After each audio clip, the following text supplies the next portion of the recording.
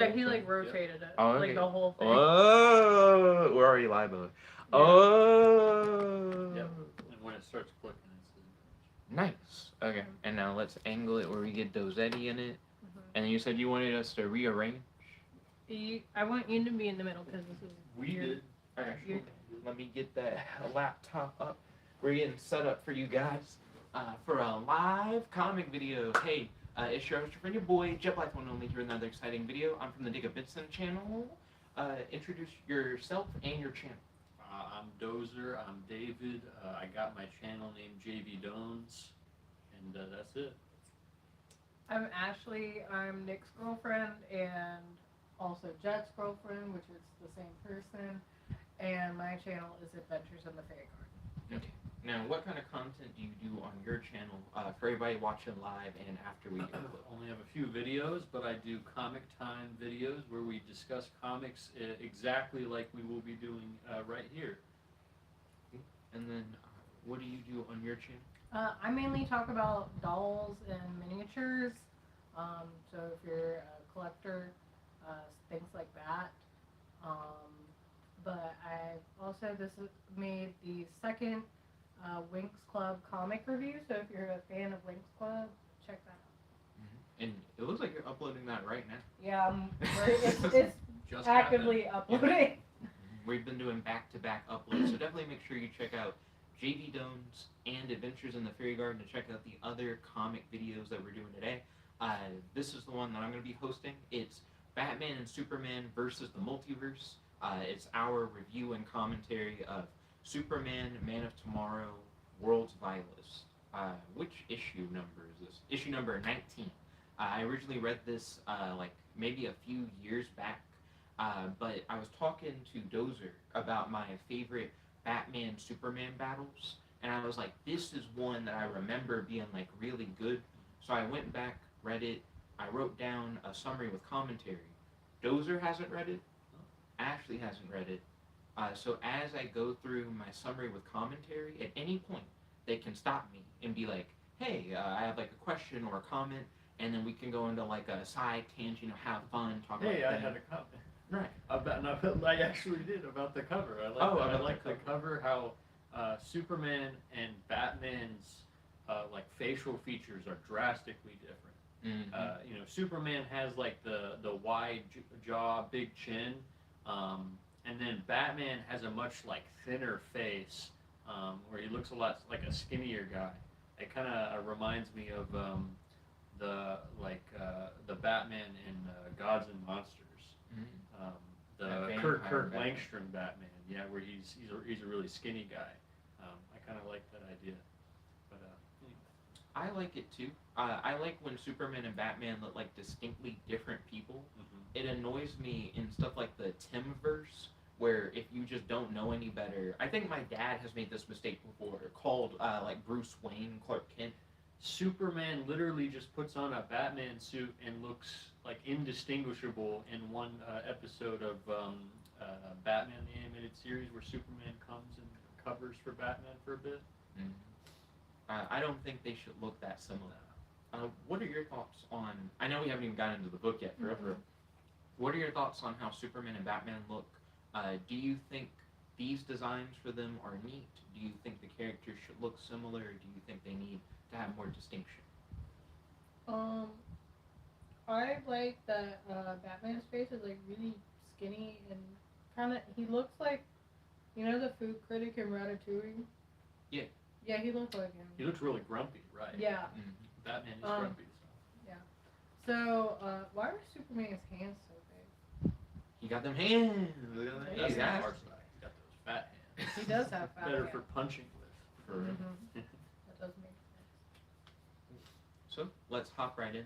Like I said, I already have like my whole summary and commentary written down, so I'm gonna be more or less reading it, occasionally asking you guys questions, but stop me at any point if you guys have a question yourself or like a comment that you want to say. We're probably not gonna be reading live chat. We'll see about that. We'll see. Anyways, Batman and Superman are having a disagreement alone in the Watchtower, which is the Justice League satellite headquarters for anyone who doesn't know anything about the Justice League. And they're talking about teamwork. Superman wants Batman to be more of a team player. Batman doesn't think it matters if he follows the Justice League's plans as long as he saves lives and gets the job done. Their argument is interrupted by an invasion of evil alternate counterparts of Batman and Superman from across the multiverse. These villainous doppelgangers have gathered to take down Batman and Superman and claim the title of Lords of Everything in Existence, which I thought that was weird because it's not like that's the title that Batman and Superman have themselves, nor is it like a if you beat us then you take the title or something like that. So that was just like a fascinating reason for them to do it. I feel like the author didn't have a real reason, but that's fine. I think the argument that Batman is having with Superman is also weird. You don't like the Justice League's plans? I thought Batman was like the strategist of the team. Are these not your plans? Why aren't the Justice League plans just generally based around Batman's ideas? It's changed up a few times. I read one Justice League run where I think the leader of the team was it Jon Stewart? It's like they picked like a different leaguer to be the strategist, and it seemed, at least to me, a little bit random. I agree that Batman's, I don't want to say his whole bag is plans, but it's like what he's known for. It is weird for him to be anti-plan. Yeah, I'm not going along with the Justice League plans, man. You know, then just you make the plans. Then what are you talking about? Whose plan was this? Right.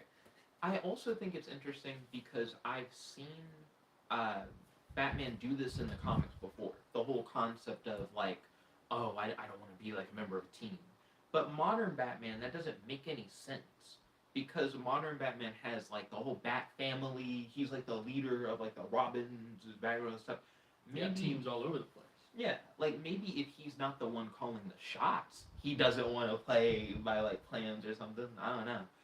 But that just feels like a weird early days argument almost. Like something like if the Justice League just started, I could see that. I can see that. I don't even want to be on this team. Right. So I'm not following any Justice League plans.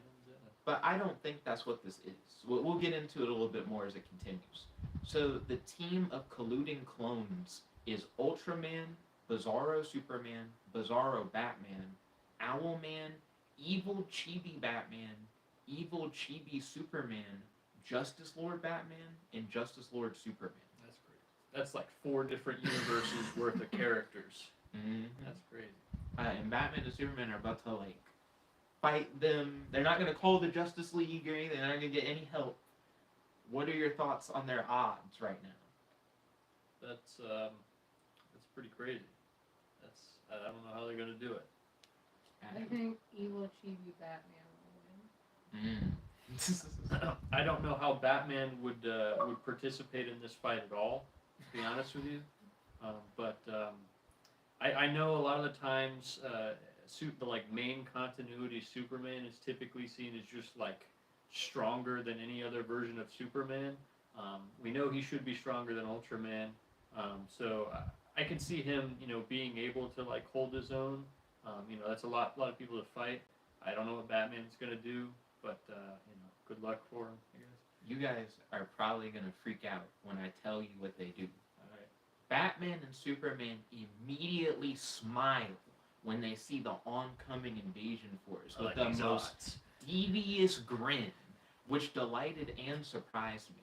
If a team of evil versions of myself popped out of a portal right over there, I don't think I would be as stoked to fight them as Batman and Superman are. They are more than ready to beat up their counterparts, likely because their argument was already like kind of heated, like between the two of them. I think they already kind of wanted to throw hands with each other.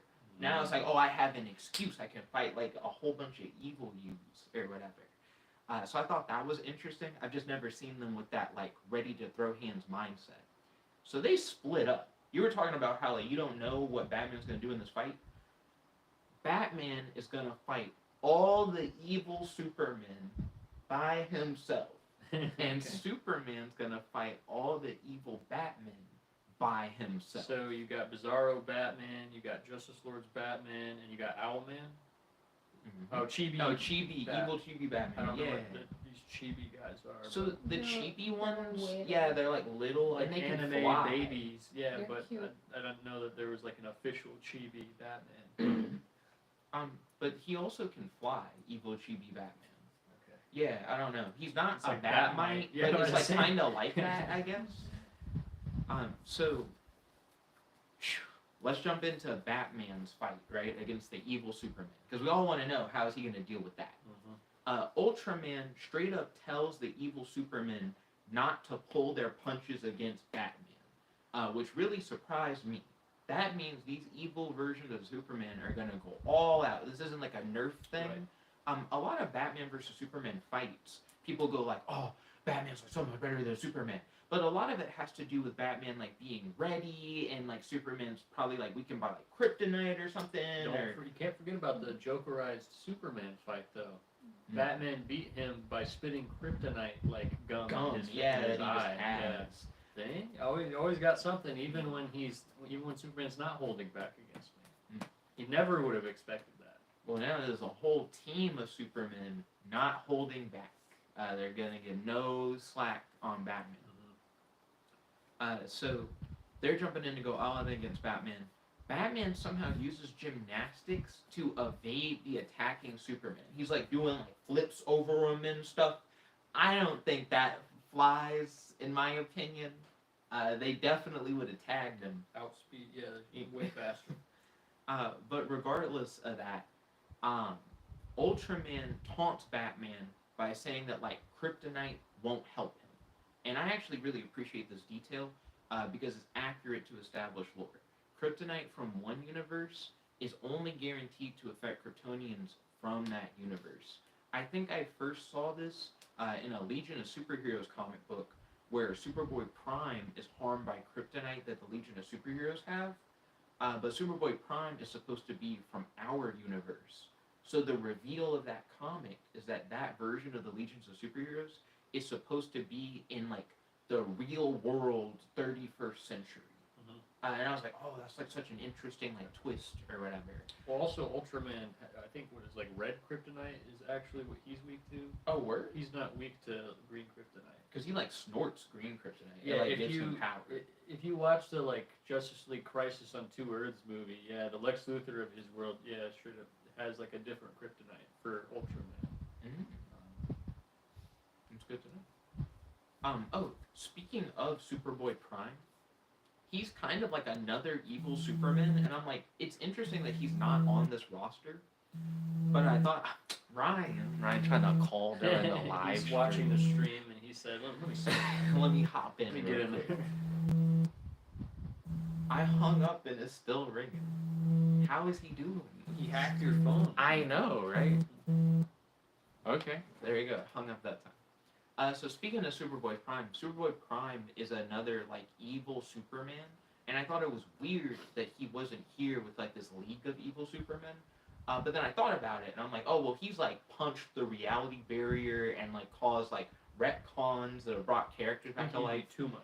Yeah, like it's already weird that Batman is doing gymnastic flips over like Ultraman and stuff. If Superboy Prime was here, I think he'd be paced. If Batman's doing that, I mean, why can't he just beat Superboy Prime? Goodness. He's got the writers on his side. So enough Superboy Prime hype, because I do really like Superboy Prime. Let's get back to the fight.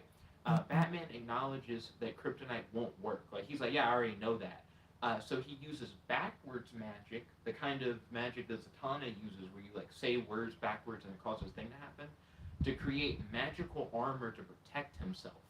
And the evil Supermen are shocked because Batman doesn't use magic. And that's when Batman says one of my favorite lines in the book. He goes, wrong. Batman does what he needs to win. And I was like, because he sure doesn't pull this out of his pocket. But I thought about it. He rarely has to fight like 6 Supermen variants. I'm just going to cheat now. It's like he will only use magic if he's in like such terrible circumstances where like I just kind of have to do it. I still think there should be other moments where he does it. But I guess this tells you it needs to be like this severe for him to pull it out. So that was kind of neat.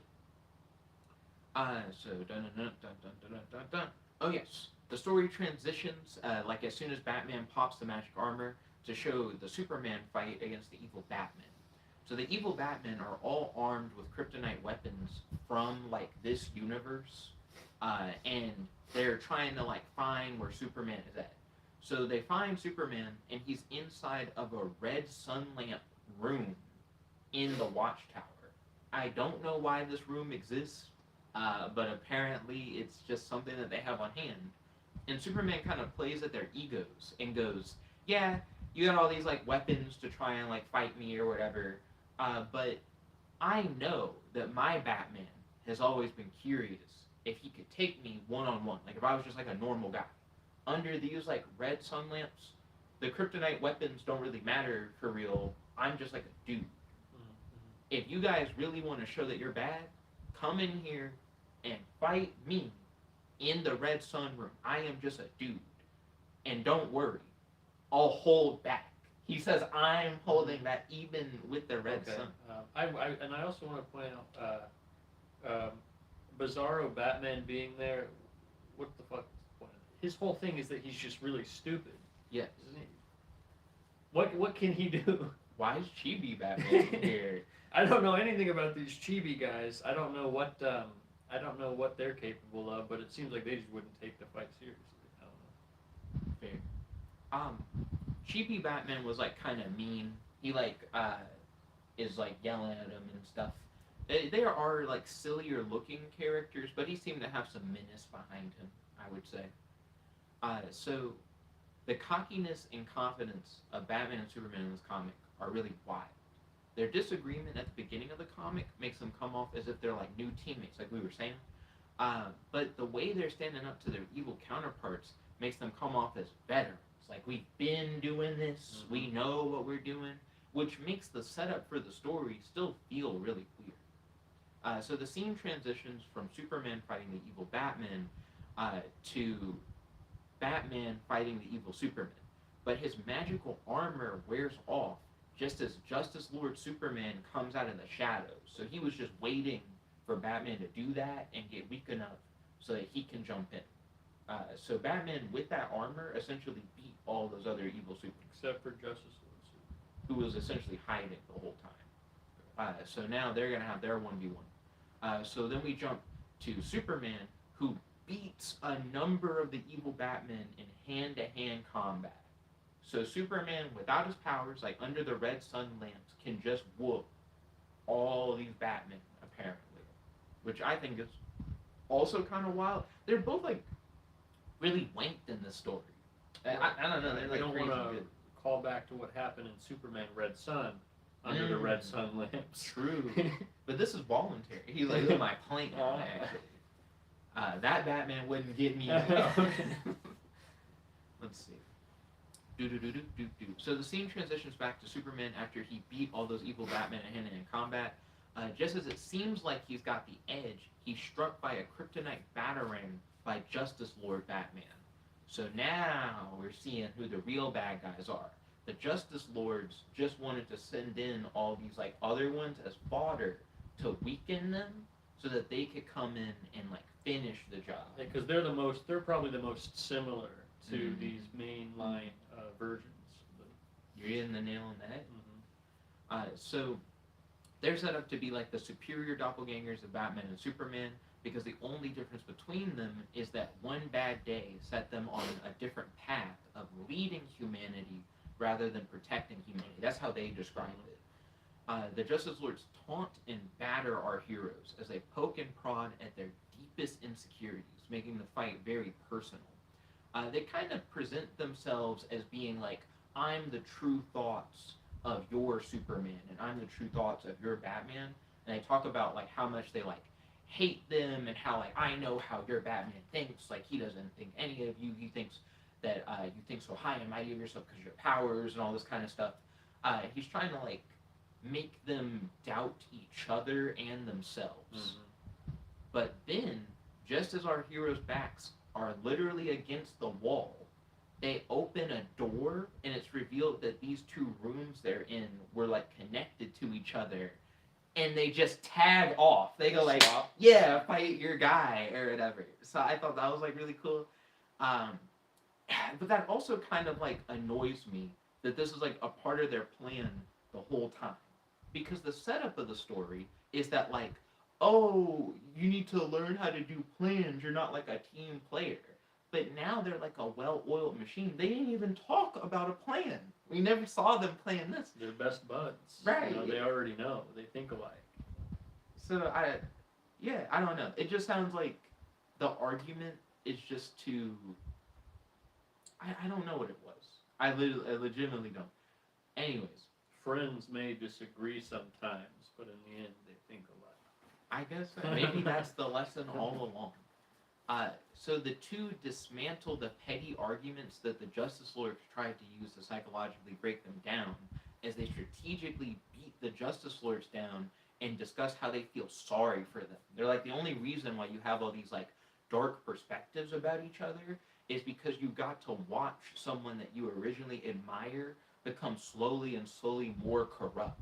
Like you built that hate from that diverging Right. path. We don't actually hate Right, each you other hate like that. your version of Superman, and your Superman hates your version of Batman. And you're just kind of projecting. Uh-huh. So I thought that was interesting. The way that the story wraps up is that Justice Incarnate, which is the multiverse Justice League team, arrives and arrests the evil doppelgangers. Superman and Batman have a heart-to-heart and show each other mutual respect. Batman gives Superman a hug, and then Superman's like, did Batman just give me a hug? And then Batman goes, yeah, and no one will ever believe you. And then that's how it wraps up. My thoughts overall, the story has a fun premise. It's delightfully surprising. It's a character study on Batman and Superman's relationship, and is my favorite Batman versus Superman story. It really highlights how the characters are friends despite their differences, and why they stand out among a multiverse of copycats and are the true world's finest. The story is told all in one issue, making it really easy to recommend to anyone looking for a fun Batman-Superman team-up book. Now, for Dozer and Ashley's thoughts, whoever wants to go first, or in simultaneous fashion, if you guys have like a mind link, feel free to share your thoughts. I thought it was a pretty good, like, what is it? It's one issue? Yeah, single issue one shot. It covers a full story in that one issue, and I feel like that's always fun. But I also was surprised to see the selection of antagonists for this story. Just pulled them from all sorts of universes.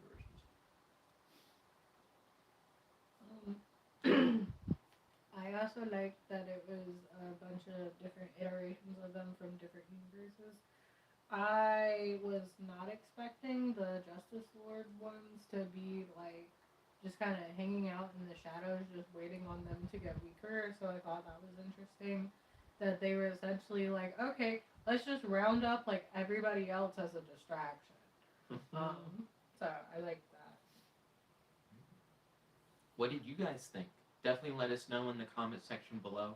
And don't forget, you can find Dozer at JV Dones on YouTube. His @ is in the title. It should work. I wasn't able to verify it on my phone, which is dumb, but I'll be able to verify it on the computer later. And make sure to check out Adventures in the Fairy Garden with Ashley. Her @ is also in the title. Let me know if it doesn't work. I'm going to try and check on the computer and make sure that the @ work and everything. And don't forget, they also have made comic videos today. So make sure you go check out their channels to see the other comic videos that we worked on. Thank you all for watching and joining in. This is your host, your friend, your boy, Jet Black One Only, here with David Dozer. Ashley. logging out. Peace, guys. Check it about. Off. Almost.